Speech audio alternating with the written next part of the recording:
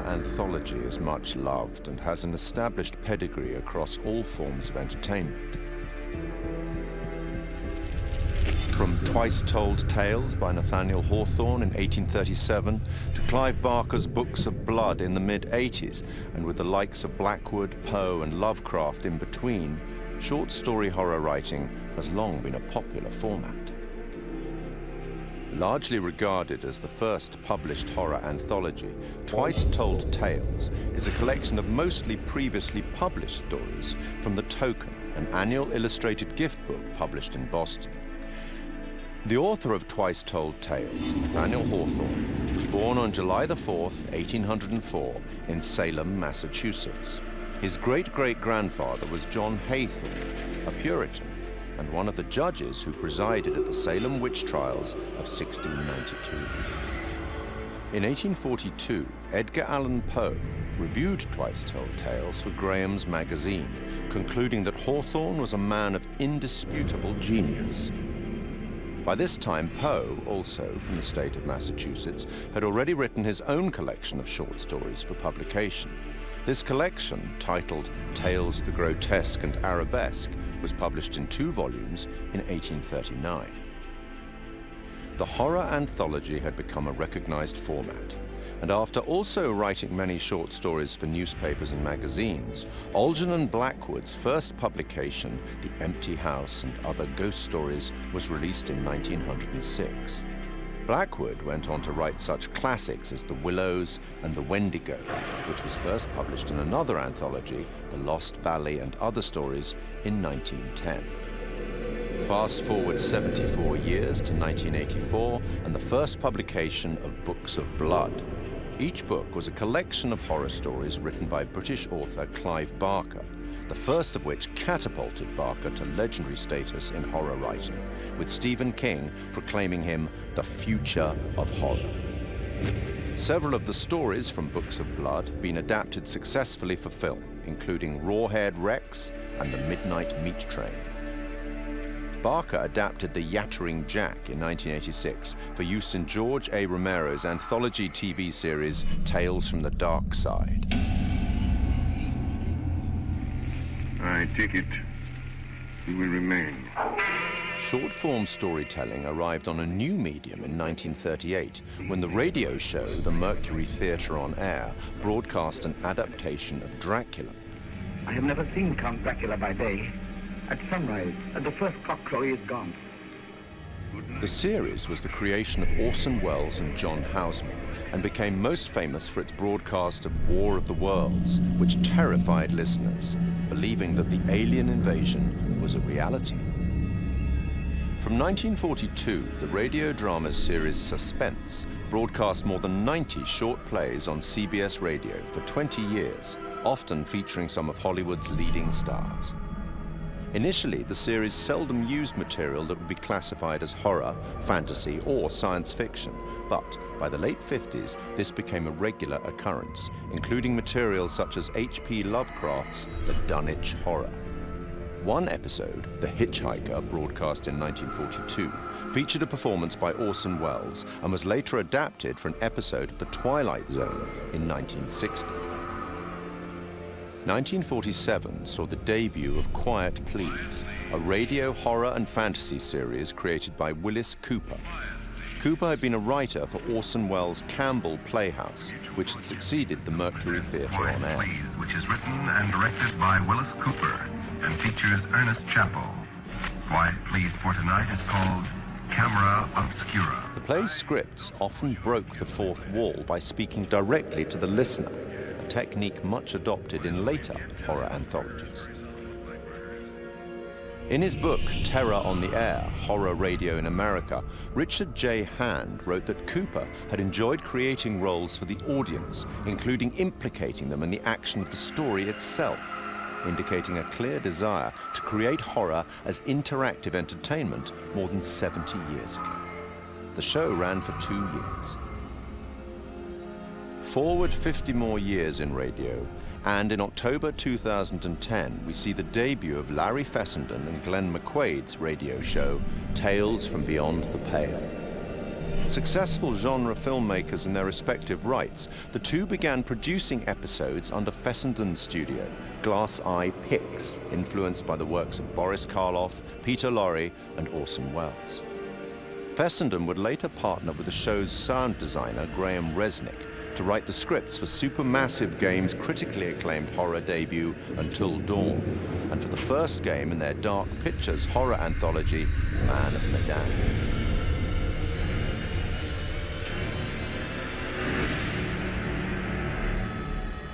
In film and TV, short-format horror has been successfully represented many times since The Twilight Zone in 1959. Created and presented by Rod Serling, The Twilight Zone ran for 5 seasons on CBS from 1959 to 1964. Each show was a standalone story featuring characters faced by surreal and often disturbing events. Serling's introductions and conclusions to each show summarized the story and provided some justification for the events and, often, the moral of the story. In 2016, Rolling Stone placed The Twilight Zone at number 7 in its list of the greatest shows of all time. The 1972 film Tales from the Crypt is highly regarded by fans of the genre. Starring Peter Cushing and Joan Collins and featuring Ralph Richardson as the Crypt Keeper, it is an anthology film based on stories from EC Comics and one of several Amicus horror anthologies produced in that decade. And in 1989, HBO launched a horror anthology series under the same name, also based on EC Comics, which ran until July 1996. 1982 saw the release of Creepshow, a dark comic horror anthology film directed by George A. Romero. Influenced by and a homage to the material from the EC and DC comics of the 1950s, its entirely original material was written by Stephen King, and it is a somewhat tongue-in-cheek expression of the horror genre. 25 years on, and in 2007, Trick or Treat presents another set of horror shorts as a dark comedy horror anthology film. And then, in 2012, a very different anthology film with a very different tone, VHS. Created by Brad Miska and Bloody Disgusting, an American horror genre website and film production company, VHS is a much darker horror anthology film. Comprising 6 short horror stories and linked by a found footage theme. 2 of the stories, Second Honeymoon and Tuesday the 17th, were written and directed by Ty West and Glenn McQuaid. Other examples in film and TV that are more than worthy of mention are Roger Corman's 1962 anthology, Tales of Terror, based on 3 Edgar Allan Poe short stories and featuring Peter Lorre, Vincent Price, and Basil Rathbone. The 1963 Italian horror anthology, Black Sabbath, narrated by Boris Karloff. The TV series Night Gallery, a spiritual successor to, or certainly a close relative of, The Twilight Zone, fronted again by Rod Serling and focusing more directly on horror, which ran from 1969 to 1973. Stephen King's Cat's Eye of 1985. John Carpenter's 1993 film Body Bags, featuring the likes of Sam Raimi, Wes Craven and Mark Hamill, and Southbound, a 2016 road trip horror anthology by a number of the collaborators on VHS. From written fiction through radio, cinema and TV, and now video games, horror anthology is a format that both creators and horror fans enjoy. And it's a format that has existed for almost 200 years. Long may it continue.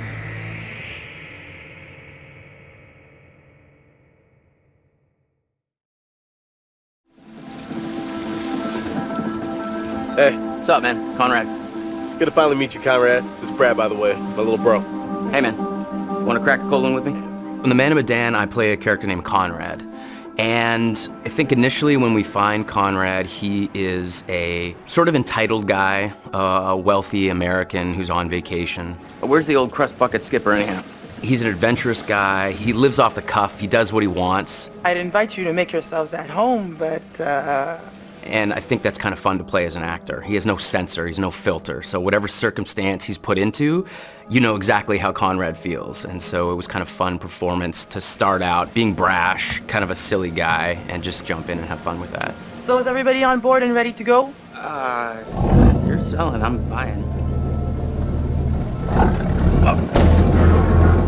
I think Conrad and I have some similarities. I think the sense of humor and the sense of fun are similar between Conrad and I, but I will say that he's a little more aggressive and a little more outlandish than I am. Guys, look, I think we gotta listen to our experienced, beautiful, smart, and beautiful captain here. If she says we should do things Connie, right... please. I didn't bring you on this trip to get laid. Wait, what? I think Conrad's the kind of guy that I would like to be at a party with. You know, I'd like to have a barbecue and drink some beers with him. I don't know that Conrad and I would be best friends. I think we'd butt heads a little bit. Right on, Bradical. I like the cut of your ship. It's jib. Don't ruin it. I think the scenes that I've had the most fun with so far are basically when Conrad is going absolutely crazy. I don't want to give too much away, but there's a scene where these sort of fishermen interact with our divers, with our core crew here, and he's just a bit of an asshole. Hey, we got damage here, you see this? We can take care of this, man. It's not a problem. I mean, what do you think? Like $10 cover it? Oh, whoops, my bad. Let's make it 20. Okay. Hold on. I got this. Well, shoot, you think it's more like 30? I can do 30. All right. You drive a hard bargain, but I'm with you. Here, you know what? Let's just throw in the whole pot. That's yours. You go ahead. Let's go. No! He's just got an attitude. He's brash. These people are messing with his group, and he just kind of lets loose and talks trash to them. And as a guy who would never do that in real life, it's a lot of fun to just kind of let Conrad flow, say whatever he wants. You are an idiot. They left, didn't they? That doesn't make you any less of an idiot. You know, the only thing funnier than seeing you try to buy your way out of that situation is watching you put your money to waste. Got a smile out of you. Worth every penny. I cut. One of the most interesting and one of the key moments that sticks out for me is Conrad's decision in the first act of the game, either to stay with the group or potentially just take off. Storm's 8 miles away. They came here on a boat. Maybe we can take it. Yeah, it's a speedboat. I can get out through the window. We gotta break these off first. Too loud. They'll hear it. We're gonna break them during the thunder. Good call. Don't leave us here, okay? And I think, again, this is what's interesting. Depending on how the player sculpts the story, Conrad can become a coward, essentially, and desert his friends and his family, or become a hero and stay. These fuckers need to pay. So that, to me, is very, very interesting. Two very human choices, and depending on how our player decides to live with these characters, can totally change the outcome of the game. So I think that I enjoy when Conrad makes the heroic choice and gets to stick around. He obviously gets to see more of the adventure, but it's just as possible that he tries to save his own life and takes off. Whew, wow, that was intense. That's one way to put it. You got a better way to put it? All the characters do have very strong personalities and drives. Leave! I think Conrad is the instigator. Good news, bad news. Bad news?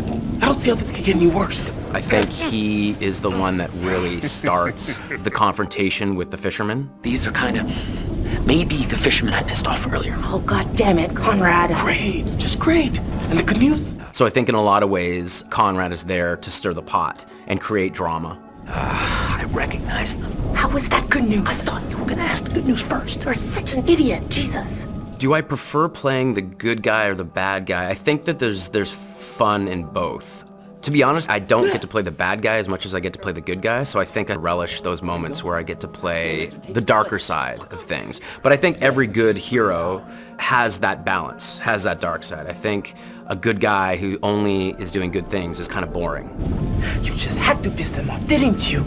So I think that there's elements of both sides in both characters. And the best villains are the villains that don't think they're doing anything wrong. Their motivation is not like, oh, I'm a mustache-twirling bad guy. It's like, no, they're doing what's right for them. It just happens to be against what most people think is the right thing to do. If I can't shoot them as payback, at least I could give them a nice jab with a sharp knife. Because I'd had some experience working with motion capture and games before, this experience was much easier for me coming right in. I didn't feel like I was jumping into the deep end.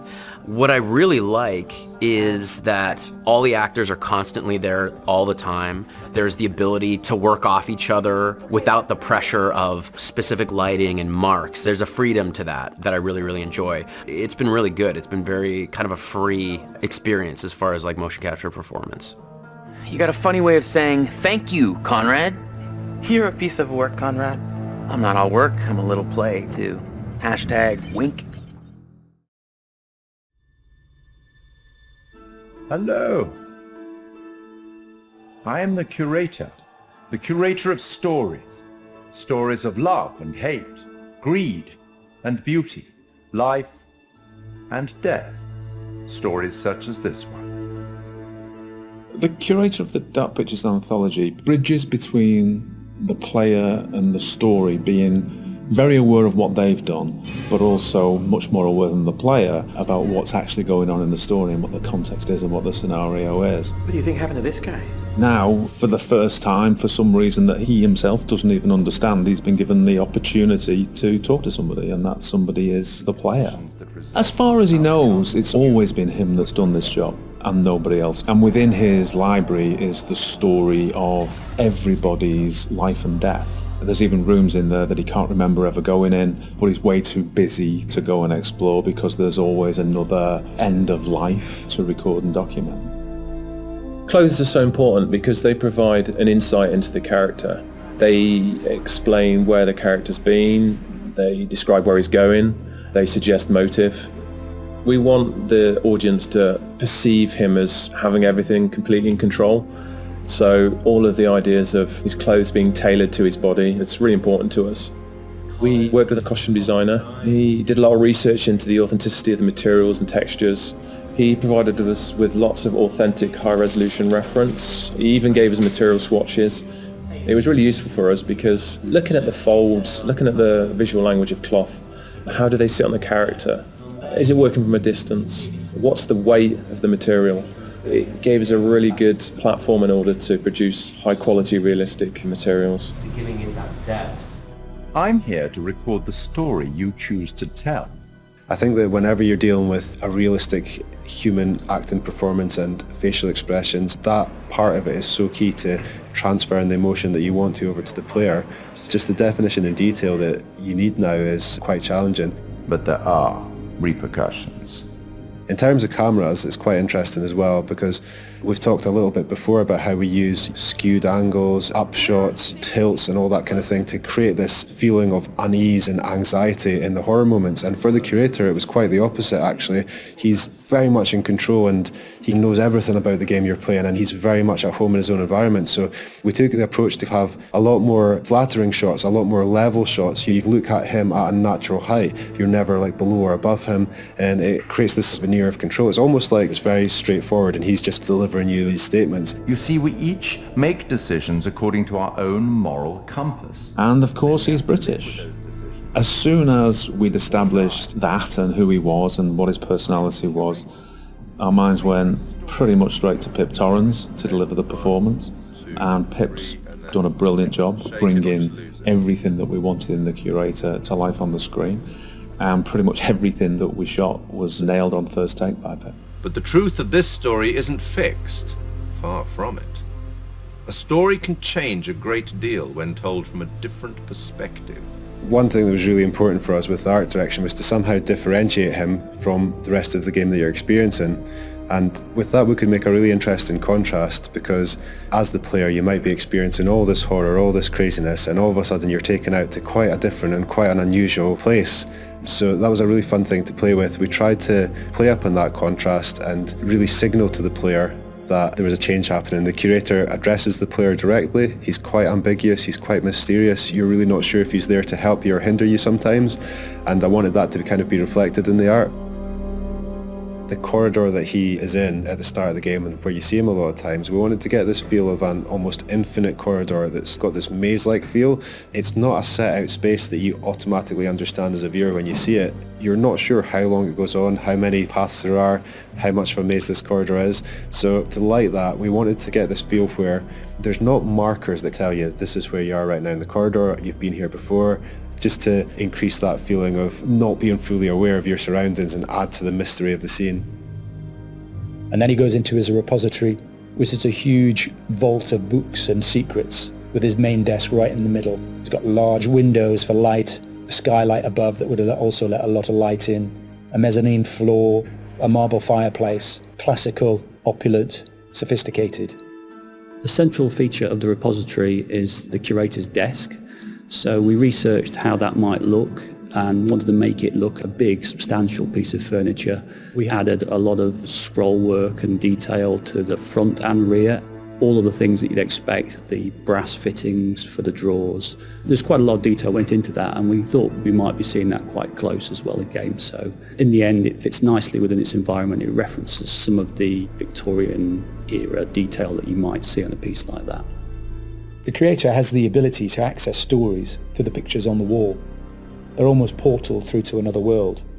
And that all had to fit within our architectural environment, so we looked at very ornate framings, large pictures that would hang on the walls, that would feel correct and not out of place in something of this nature.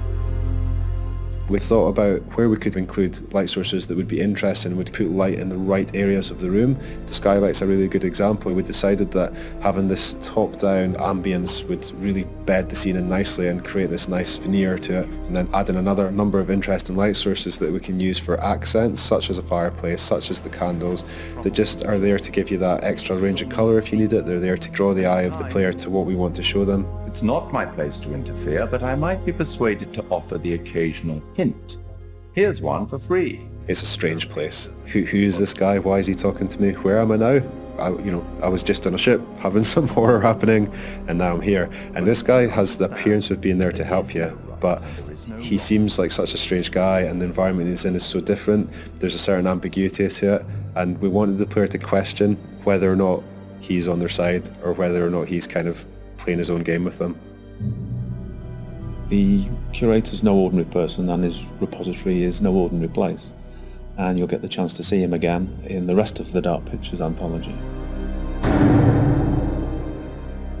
We will meet again.